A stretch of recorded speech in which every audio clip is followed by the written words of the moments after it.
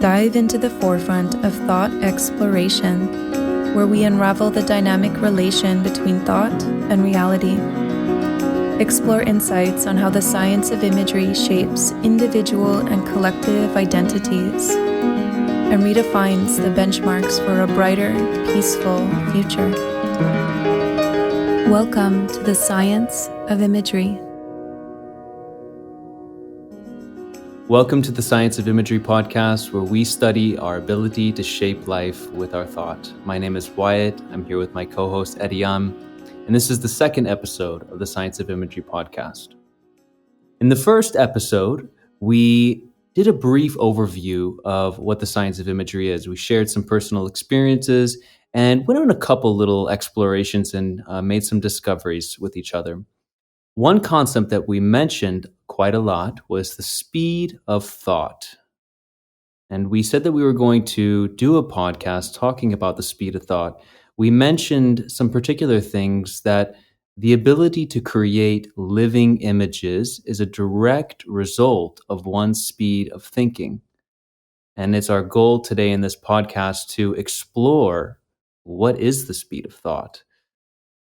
Beautifully said, Wyatt. I have to admit that I am very excited to be talking about this theme. It has profoundly influenced my life. It has changed my life in every way imaginable. And I know, Wyatt, it's been the same circumstance for you as well. So to speak today, it's going to be coming right from our heart. This is a real joy and honor to be talking about this subject today, everyone. So this subject is one that is very obscure. And it's deliberately obscured, at least for my observations. Wouldn't you say, Edian? Yes, I agree. I think if we start to examine why it's obscured, that answer is going to come after we do this podcast, after you listen to this podcast. The speed of thought. I'm going to bring us back to when we were talking about our divine image and how we gave that image away. Edian was mentioning this, and I'm inviting us all to remember those moments when we vanquished a part of ourselves that is extremely pure to who we are, that is the fundamental layer of what makes us us. And I'm inviting us to all go on a quick little thought journey and to remember those choices that we made, to remember the thoughts that we had, and to remember maybe what was the conditions for those thoughts to arise. And then to also see how those thoughts created a chain of reactions throughout our lives. And how, man, most of us are still walking in that chain of reactions from a couple of thoughts that have led to the degradation of our speed of thought. So the question becomes, what was the fundamental choice that we made? So I think by going on this exploration together to the origin of that point where we all decided to give away our thought, to degrade it, to allow it to be subjected, to not own it, to not hold it, to not honor it, we gave away our birthright. We gave away a big part of ourselves. Man, this is the most powerful part. This is what makes us who we are. The speed of our thinking. You know, we're not here to be slaves. We're not here to be just another cogs in the wheel. We're here to be co-creators.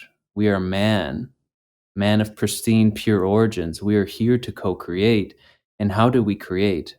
Everything starts from a thought. And so the speed of thought is the degree to which we can create.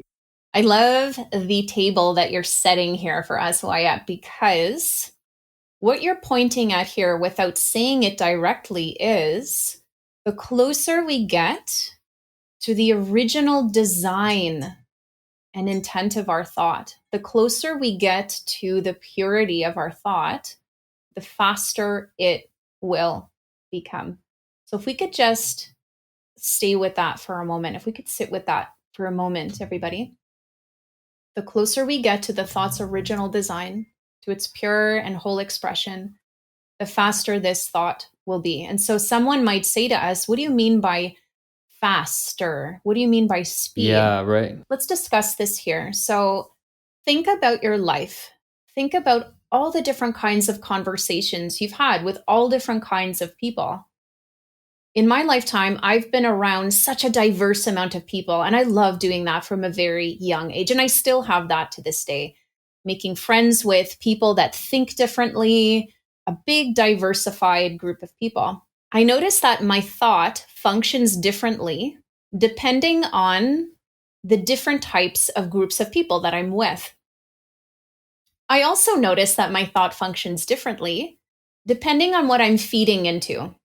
So if I turn the TV on and watch the news, for example, my thought goes into a fear mode. It significantly slows down because a lot of the energy and effort of my thought is going into survival and protection. So, Edian, can I ask you, I think people might be wondering, the slow down. Can you share more what you mean by slow down? Imagine I'm going to create a living image for everybody here. So let's take a breath, everyone. You're going to walk with Wyatt and I into nature. And we're walking towards a river. It's not too deep and the water isn't running too quickly. It's a very welcoming river here. Perfect depth, perfect temperature. And we're going to walk into it.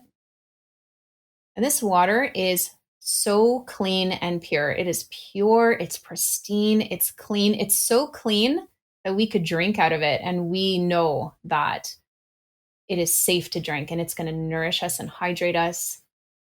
It's clean, it's pure, it's pristine.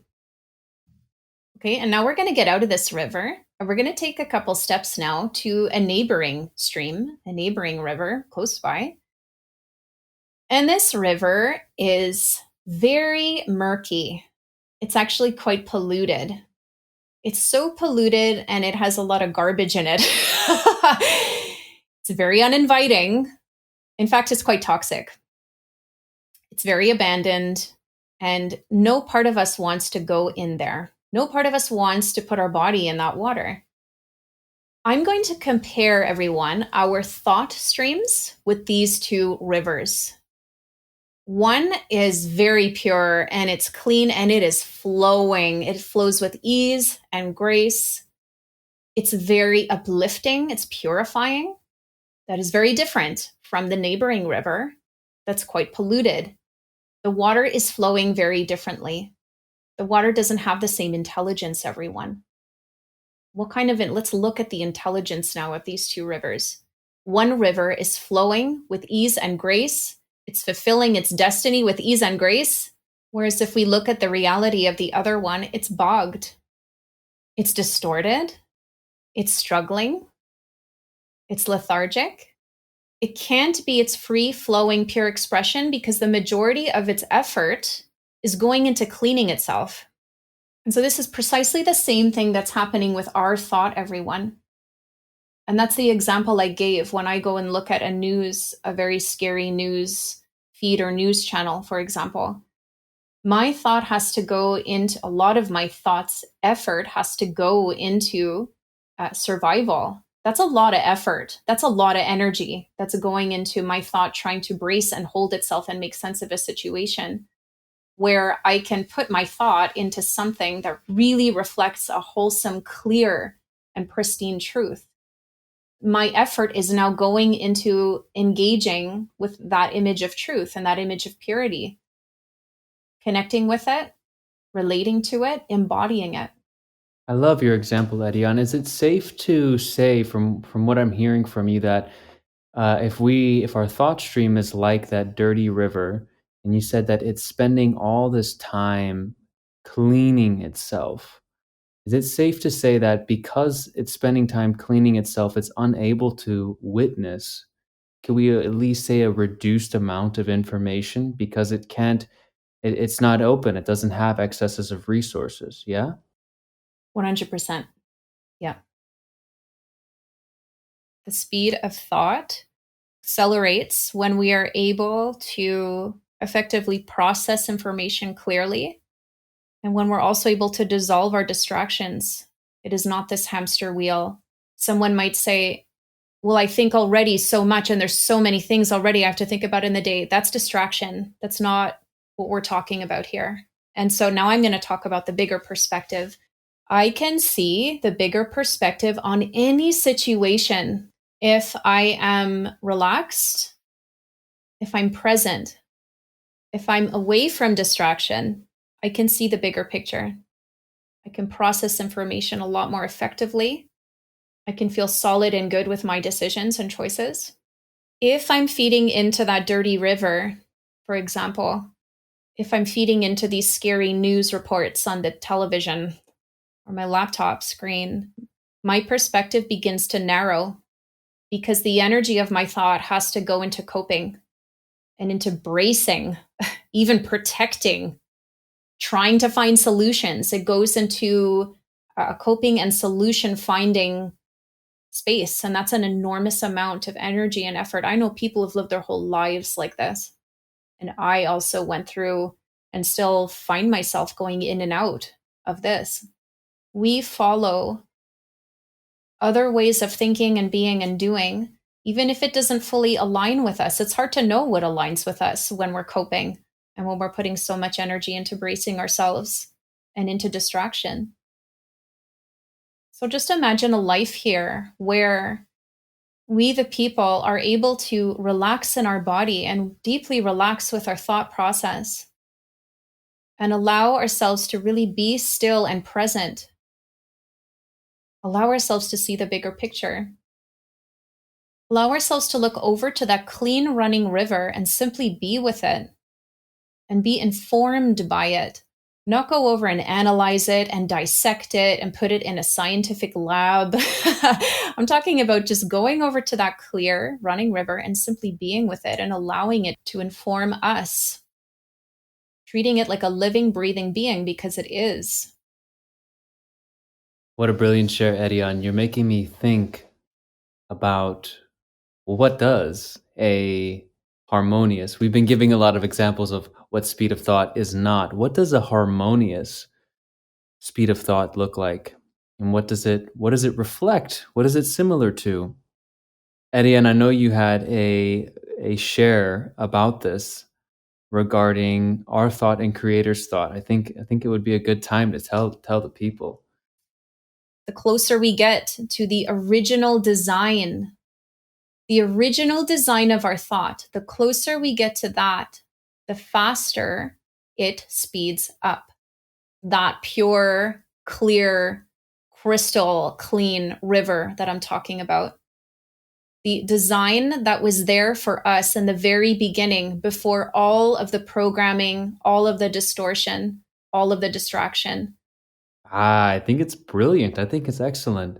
And then we have so many opportunities every day all around us to begin to engage with this level of thought. I invite everybody to make some time to go sit somewhere in nature.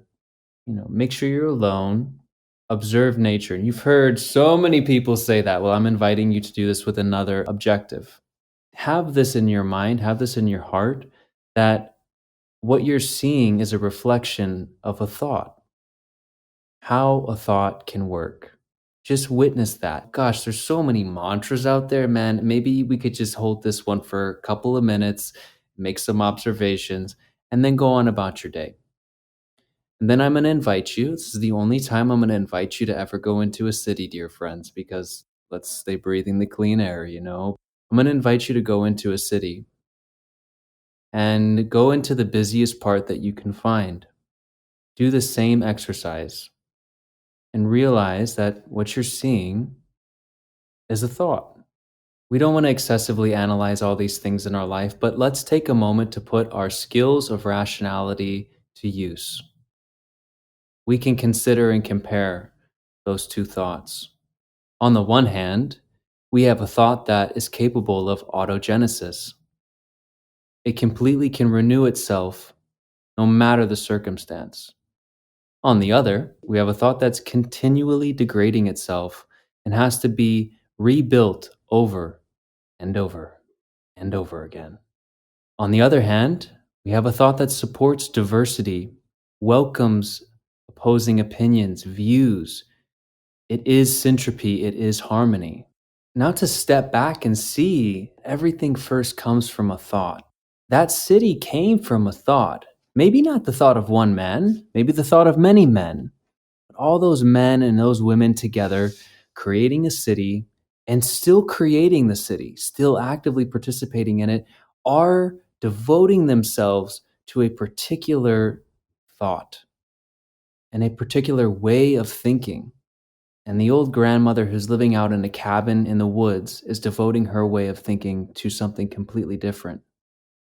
And we can see just by running along with our imagination with these two scenarios, the vast degree, the striking difference in the quality of the thought, what the thought is able to do. Because it really is a thought that generated the two of those things. And so we're at a crossroads, dear friends, to decide how we choose to use our thought. Every moment is an invitation. Which direction are we going to take our thought? Am I going to continue to reinforce a doubtful perspective that's created cities, wars, death, pillaging, raping, incredibly horrible things that have gone on and still go on? Or am I going to do something new, bold, and maybe slightly familiar? Am I going to take a step on the path of a life that is cultivating a lifestyle where my thought reflects creation, actually, where it doesn't reflect death? You've left me so inspired with what you're sharing, Wyatt. Thank you for sharing what you shared there. You're inspiring me to walk into an image that's inviting me to make a choice. And the science of imagery is always asking us to make a choice. Am I going to invest my God-given thought, my thought that creates or destroys worlds, into that which is taking us into an almighty destructive direction? Or am I going to invest my thought into that which is alive, highly intelligent, the thought of creator? I look at nature, and like you were alluding to there, Wyatt, this is creator's thought here. This immaculate design, this incredible planet Earth, her trees, her water, her air. This is creator's thought. And when I feed my thought into it, I am, just like we discussed in the first podcast episode, there's this brilliant feedback loop because it is intelligent and because it is alive. It is informing me. I'm engaging with life. I am not engaging in life when I'm in a city and observing these cars and these screens flashing information at me and advertisements and loud noises and toxic air. Here's another invitation for everybody listening, as well as myself and you, Wyatt. We are right in this process with you, everyone. Oh, yeah, it's real. Where we are continually being asked to choose which reality are you going to be feeding into, because these thoughts are creating worlds. And this is hard, friends. This is hard. Why? The science of imagery is inviting you to look at the system. The system has been designed intentionally to slow thought. And it's a slippery slope in the world we live in because it's a mirage. You walk and everything is appearing as if it is just all right. And this is just how things are. This is just how things always were. We've always struggled. We've always not had enough. We've always been fighting with each other. And there's always wars. And we've always tried to one-up each other. Those dogmas and many other dogmas and programs are continually impressed upon our young children, and they, dear friends, were impressed upon you and I. And that's why this is incredibly difficult. And yet, we have this brilliant feedback loop, as Adiana is saying. Deep down inside of us, there is and always will be a striving for truth that cannot be extinguished. And as much as the system that has been created thousands of years ago to deliberately separate man from God's creations via the disruption of his natural form of thinking, as much as that system wants to try to perfect itself, it will never extinguish that which is alive in all of us. Proof of this is in our daily experience. How many people do we see who are genuinely happy? How many families are actually in love? How many people are spiritually fulfilled? We look around and we don't think that thought has everything to do with everything, but it has everything to do with everything. And when we start taking these steps, when we start thinking about the science of imagery and its incredible, multifaceted impact on every single facet of our life. To add to what you're talking about here, Wyatt, let's think about all the brilliant minds of our time. Pretty much all of them. The Picassos, the Gandhis, the Einsteins, they all were independent thinkers. They all thought outside of the collective blueprint. They all thought outside of it. And it was Einstein himself that said, and don't quote me on this, okay? I'm going to try and pool the insight together here. It is considered madness when we try to find the solution within the dilemma itself. So we have an enormous amount of people here, and these are good people. These are good-hearted men and women that deeply care about life. They are looking. They are seeking with their thought fervently. They are doing whatever they can do to try and find the solution within the problem. And I'm going to say something that might hurt here. It's not there. You're not going to find it. It's like trying to find the engine of a car in the glove compartment, everyone. It's not there.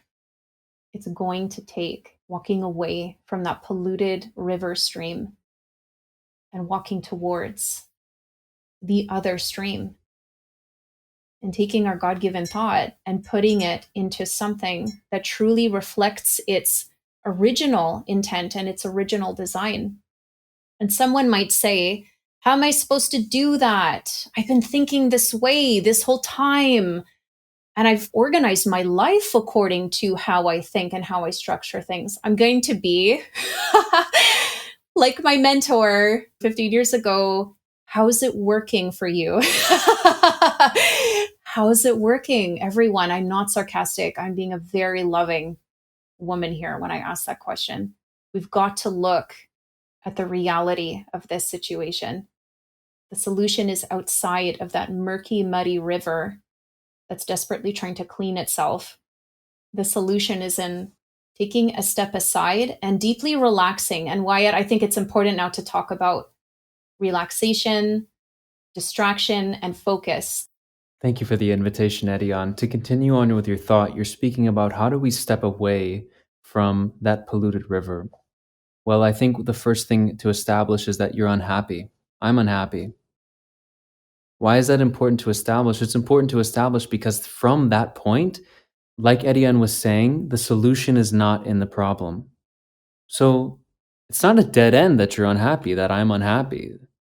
It's actually an invitation because you know that there's something else. So you are inspired to move somewhere. You're wanting to move. What is inspiration? The movement of energy. So now all of a sudden within you, there is a living desire. So we're going to cultivate first that living desire. One thing that can happen with these living desires that we have within our souls is like young, excited hearts who are in love. Sometimes we move too fast and we create constraints and constrictions from the original problem mindset that we are coming into the solution with. And because of that, we are not able to fully relax. What do I say when I mean fully relaxed with our thought? First, I'm going to take us on a quick little journey to realize that thought is not programmable. Even all of these programs that these men and women over the centuries who have spent their lives devising systems to inhibit thought, still were unhappy. And if the program was really successful, we wouldn't even know that we weren't unhappy. But we know thought is not programmable. It is not mappable. It is spontaneous creation. It unfolds like a flower. Do you know how the flower is going to unfold tomorrow? I don't. I just know that it's going to unfold. I can trust that the flower is going to unfold with spring. So when we relax with our thought, what happens is we invite the organic, the natural, the God-given way of thinking to emerge. Because all by itself, it wants so badly to make itself known. And there's actually not a moment within each of our lives where it is not making itself known. In fact, that making itself known is the realization of the unhappiness. So we are able to realize that we are unhappy because something in us is striving for something else.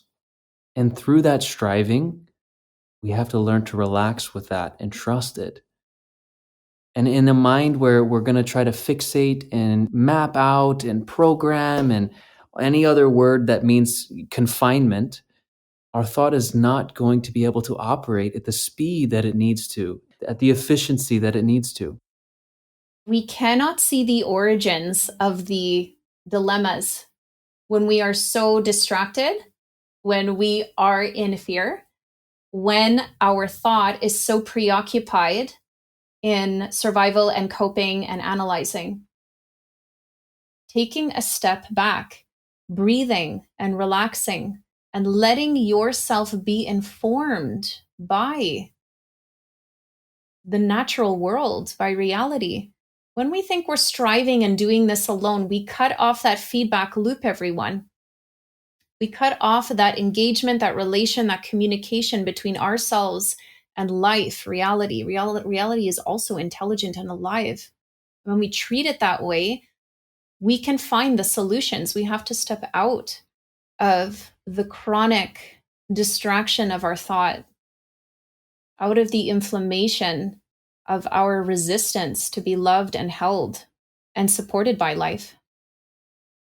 When we take a step back and deeply relax into presence and into being with our thought as a living and breathing being that it is, we will see the solutions and we will be able to see the origins. Now, I know people have spent their entire life ruminating, coping, strategizing, stressing, and not finding the origins and the solutions. And I've seen these patterns be passed down to their children. It becomes a multi-generational pattern here. Are we really going to let this happen, everyone? Are we really going to continue? Again, here's another choice, another invitation. Are we really going to let this happen when all we need to do is take a very deep breath, take a step back, and let ourselves see from a much wider and bigger perspective? It's so hard to do that when we're in the moment of distraction and fear and hyper-analyzing. And so here is a call to action. We're inviting everybody here, myself and Wyatt included, where we take the time from now until the next episode, where we look at this relationship we have with our thought. Where are we in ruminating, coping, strategizing, stressing, trying to find the solution within the dilemma itself? Where is that happening? And also, where are you stepping back, relaxing your body, thought, and nervous system, letting yourself see and hold a bigger perspective, letting yourself be informed by the living and breathing and intelligent reality that we all are in, that's always communicating with us. It's a different language, and to hear it and understand it, we must slow down. This is accessible, available for all of us. This is the Science of Imagery podcast, where we are building a community of people shaping life with their thought.